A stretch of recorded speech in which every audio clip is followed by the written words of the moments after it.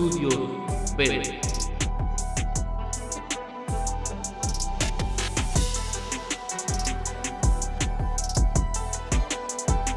Bienvenidos a Voces Inmortales, donde rendimos homenaje a las vidas extraordinarias de personas comunes. Aquí exploramos sus historias, experiencias y los valores que han transmitido a sus hijos y a las generaciones futuras.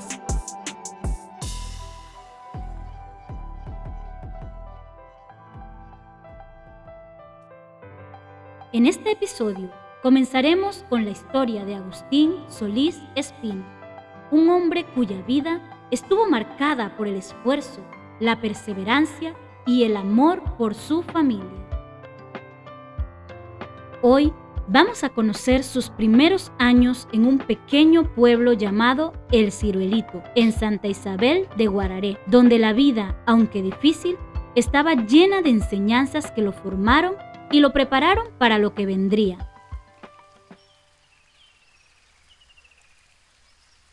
Mi nombre es Agustín Solís Espino, nacido el 20 de septiembre de 1958, nacido en la comunidad de Santa Isabel de Guararé, en un caserío llamado El Ciruelito, hijo de Natividad Espino de Solís y José de la Cruz Solís. Mis primeros hermanos los daré a conocer por orden de nacimiento. El primero, Agustín, él murió bien pequeñito. Le sigue Dilia, Emilio, Librada, Rosa, Heriberto, sigo yo, soy el número 7. Después Casimiro, Rufino, Gilma, Juan y el más pequeño de la casa, José. Papá trabajaba él mismo la tierra para los alimentos de nosotros. Mi mamá los fines de semana se dedicaba a vender carne.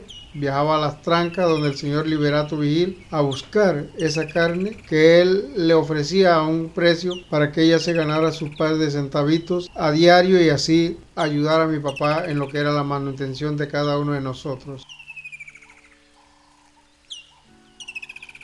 El Ciruelito, un caserío pequeño y humilde, no era más que un grupo de 4 casas en medio del campo. Para Agustín, ese lugar era más que su hogar, era un refugio de amor y paz, donde las enseñanzas se forjaban a través del trabajo duro y la unión familiar.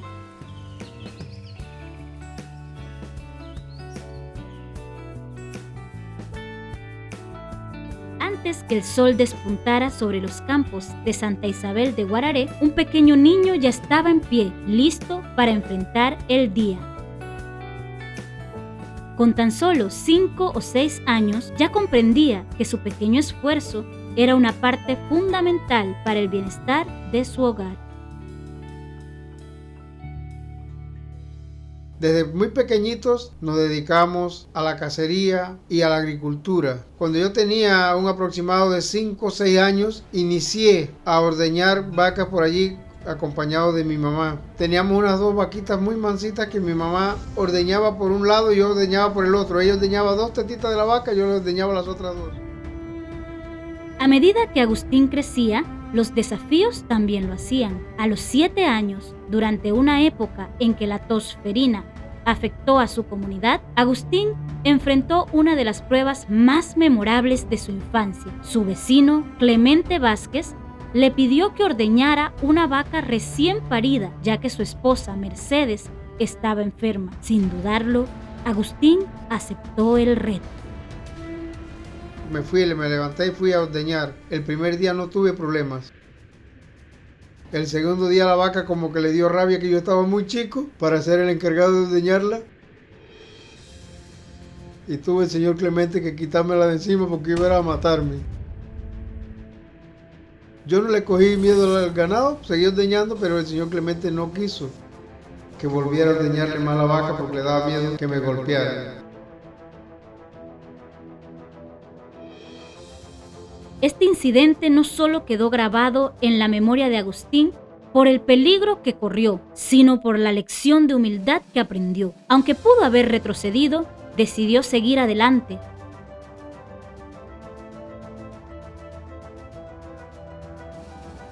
La vida en el campo le enseñó a no temerle a los desafíos, sino a enfrentarlos con valor y determinación. A los 7 años, Agustín dio su primer paso hacia la independencia, cuando decidió unirse a una peonada para limpiar tierras y preparar el terreno para sembrar frijoles. Armado con un machetito, trabajó duro sin esperar nada a cambio, pero al final del día recibió una recompensa inesperada.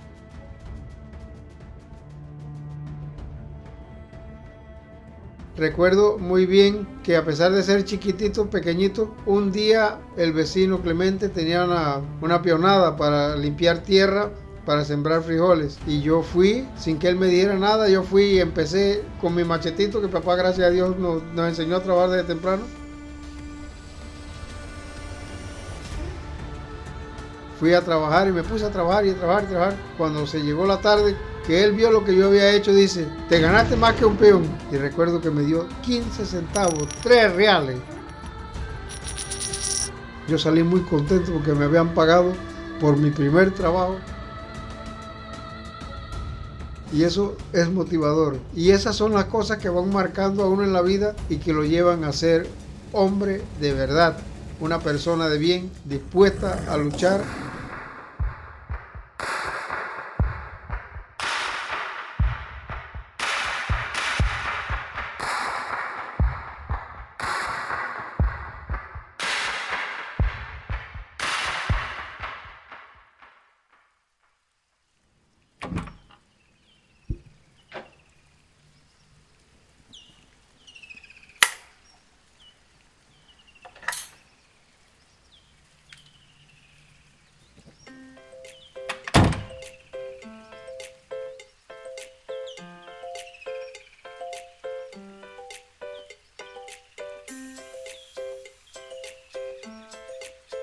No todo era trabajo en la vida del niño Agustín. El campo también le ofreció momentos de profunda conexión con sus hermanos y la naturaleza. Las jornadas de pesca en la quebrada cercana eran un respiro en medio de las obligaciones diarias.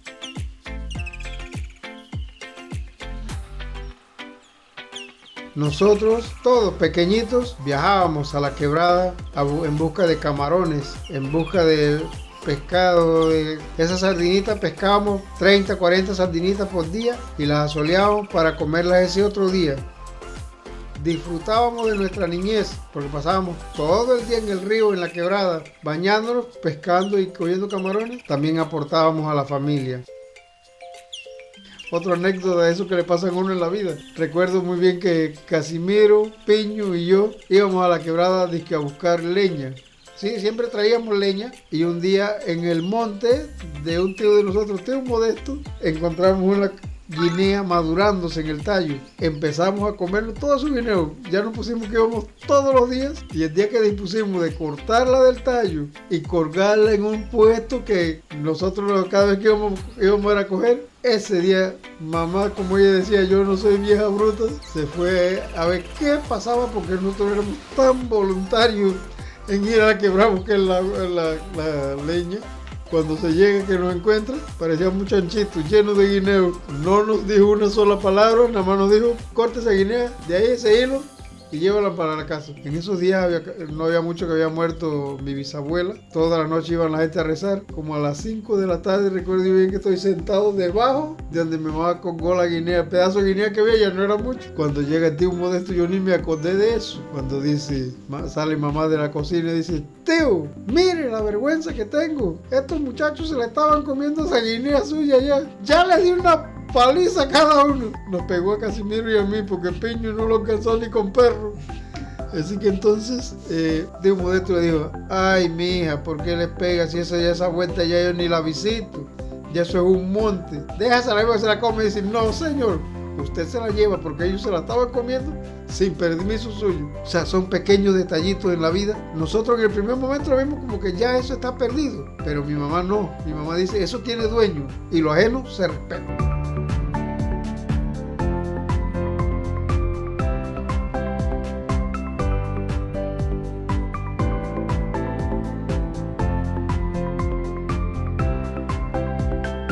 Estos momentos de alegría infantil, de juego y trabajo en conjunto fortalecieron los lazos familiares y dejaron en Agustín recuerdos imborrables que hasta hoy trae consigo con una sonrisa.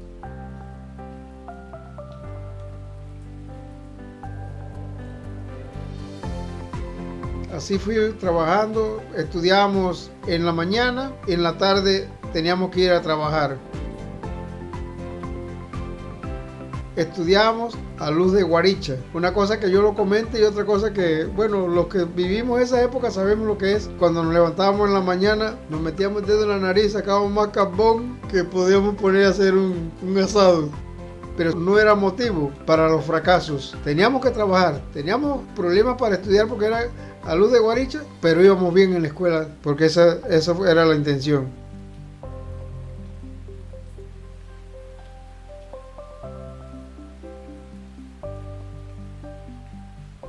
Soy bien sincero, mi materia que menos me gustó, el español. La que más me gustó, las matemáticas. Esa matemática de suma, resta rápida, mental, era mi habilidad siempre.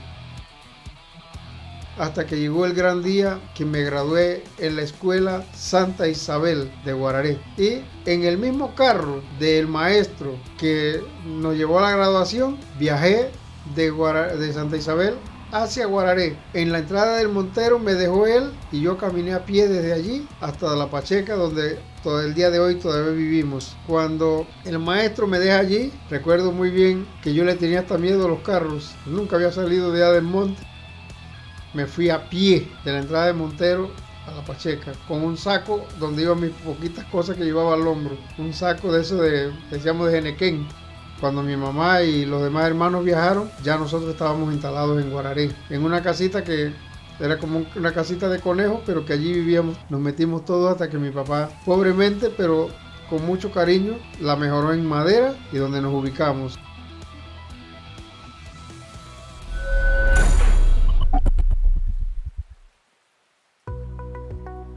A los 12 años que salí de la escuela, entré a trabajar en una panadería en Guararé. Ese trabajo en la panadería en Guararé, ¿sabe cuánto me pagaban a mí en ese tiempo? 50 centavos el día. Y era mucha plata. De ese pesito que me pagaban todos los días, yo de allí le daba algo a mi mamá, algo a mi papá, y a mí me quedaba para mis vicios. ¿Y qué era el vicio? ¿Cuál era? Soda. Felizmente aproveché ese trabajito. Después me aumentaron, que ganaba $26 el mes. Ya esa era mucha plata. Hasta que un día el dueño de la panadería, Tito Pérez, me dijo: ¿te quieres ir para Chorrera? Que voy a poner la panadería allá. Yo le dije: yo no sé, usted decide. Yo jamás en mi vida había pasado del cruce Sabana Grande hacia Los Santos. Había viajado por allí hacia Macaraca, pero jamás hacia Los Santos. Así que esa tarde, cuando me subí en el carro con una cajetita donde llevaba mis cositas, que pasé del cruce Sabana Grande y bueno, estoy perdido. Llegar a la Chorrera, amanecer en Chorrera, un mundo muy diferente al que yo siempre había conocido. En ese tiempo yo le dije a mi jefe Tito Pérez que si me podía conseguir, me podían ayudar para que yo quería ser mecánico. Y él me enseñó a mí muchas cosas de la mecánica. En ese tiempo yo era siendo un niño, ya aprendí hasta anillar carros. Con él aprendí mucho. Aprendí a hacer pan. Yo estaba tan chiquitito que para alcanzar a la mesa donde labrábamos el pan, me tuvieron que hacer una banquetita para que yo me parara y alcanzara la mesa. De allí, un día me dijo: ¿quieres aprender a manejar? Y yo con solo 13 años. Yo le dije: sí, claro. Yo veía a la gente manejando y a mí me gustaba demasiado eso. Y cuando él me dijo: ¿quieres aprender a manejar? Yo le dije que sí. Habló con el señor que era el chofer de él en Chorrera y nosotros le decíamos Mamerto, el señor ese. El señor Mamerto le dijo: yo lo enseño. Y así empezamos a aprender a manejar a los 13 años. En Chorrera teníamos que visitar todos los días 300 tiendas. Empezábamos a las 2 de la mañana, cerrábamos a las 3 de la tarde. Yo dormía en la misma casa de la panadería. Si faltaba el que limpiaba las bandejas del pan, me tocaba a mí. Si faltaba el que tenía que hornear, me tocaba a mí. El que faltaba yo lo reemplazaba. No manejaba solo en Chorrera porque todavía era un niño y ahí sí tenían que buscar otro chofer, pero yo me conocía la ruta y yo lo visitaba. Cada día le doy gracias a Dios porque de cada trabajo hubo una enseñanza para mí. Nunca me he arrepentido de aprender y de aplicar todo lo que mis padres desde que yo era un niño me decían y me enseñaron. Cuando yo estoy en Chorrera me sucede algo que me marcó la vida para siempre. Mi papá me manda un día a decir que quería verme. Yo tenía 6 meses que no venía a la casa. Y yo le digo a Tito Pérez, dile cuando va, dile que yo voy, el otro mes yo voy para allá. Y no pasaron 15 días cuando una mañanita, todavía estaba yo dormido, cuando Tito Pérez llamándome que necesitábamos que viniéramos a Guararé. Y bueno, yo le dije, bueno, si usted me dice que vamos a venir muy de una vez, nos vamos. Cuando veníamos por acá, yo lo notaba que él buscaba mucho, andaba chinchireando el radio, que él nunca era de estar en eso. Cuando veníamos por Penonomé, cuando escuché la noticia de que mi padre había muerto en un accidente, es un trauma que he vivido toda la vida. Cuando yo llego a mi casa, lo primero que veo desde que voy a entrar a la casa es la pijama de madera de mi padre. Y yo no quise entrar a verlo porque yo decía, él quería verme y yo no vine. ¿Y por qué ahora yo tengo que ir a verlo a él? Sino que mi madre me agarró, venga, pase, véalo. Y eso es un trauma que yo siempre lo he dicho a todo el mundo. La familia tiene que estar por encima de todo. No es que yo tuviera disgusto con mi padre ni nada, sino que entretenido en Chorrera trabajando. Y yo decía que yo allá rendía más que venía acá a Guararé, porque yo desde allá yo le mandaba dinero. Y eso me hizo ver que el dinero no es lo más importante. Que lo más importante es el calor humano, el calor de la familia. Y eso es lo que mi padre se fue con esa dolencia conmigo.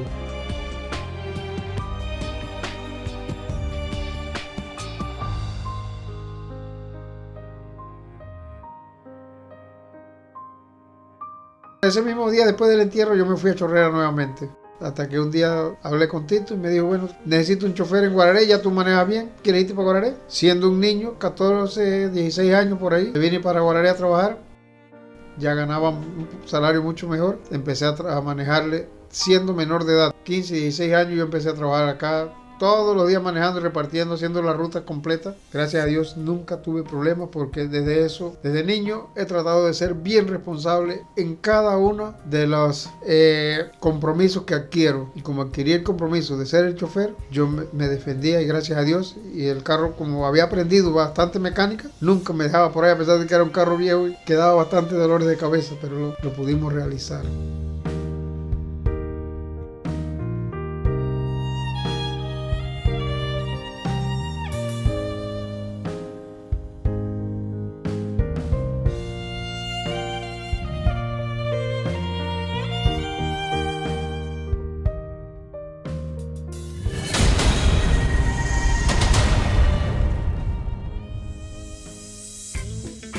En mi vida influyeron varias personas. Uno, modelo para mí, me gustaba ver cómo era mi hermano Emilio. Me gustaba tratar de seguir sus pasos. Y mi padrino Jacinto Jaén, un señor que para mí es un santo, muy serio, muy amoroso conmigo toda la vida y que siempre los consejos eran pórtense bien en la vida para que un día sean alguien. Y bueno, gracias le doy a Dios que mis padres lo escogieron a él como mi padrino y que me dio muchos ejemplos a seguir.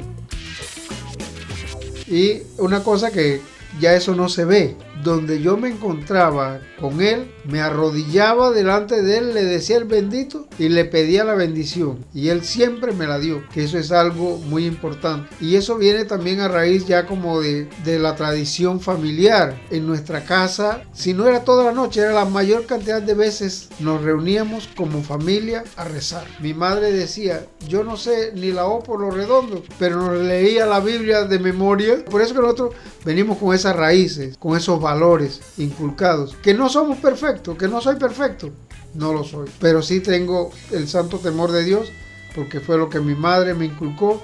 Mi padre, que era un poco más, como más seco, decía yo siempre, también nos daba buenos consejos y nos daba ejemplo también a seguir.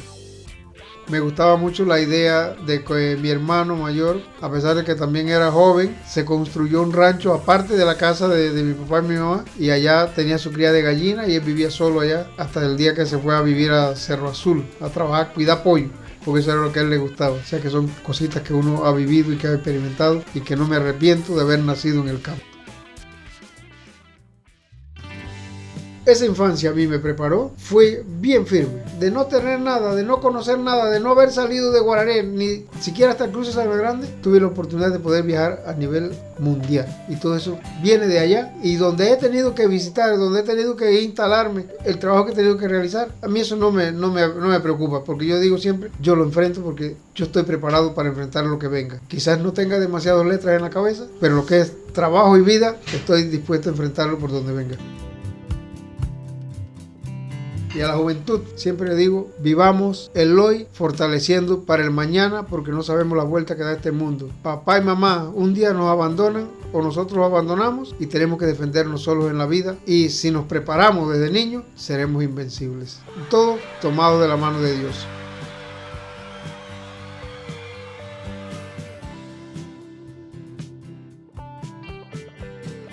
Los primeros años de Agustín Solís Espino estuvieron marcados por el trabajo, la familia y la superación de adversidades. En el próximo episodio exploraremos su transición de la infancia a la juventud, los desafíos que enfrentó al dejar su hogar en el Ciruelito y cómo esos desafíos lo prepararon para las siguientes etapas de su vida. Gracias por acompañarnos en este viaje a través de la vida de Agustín Solís Espino. Si quieres conocer más sobre su historia y otros relatos inspiradores, no te pierdas el próximo episodio de Voces Inmortales.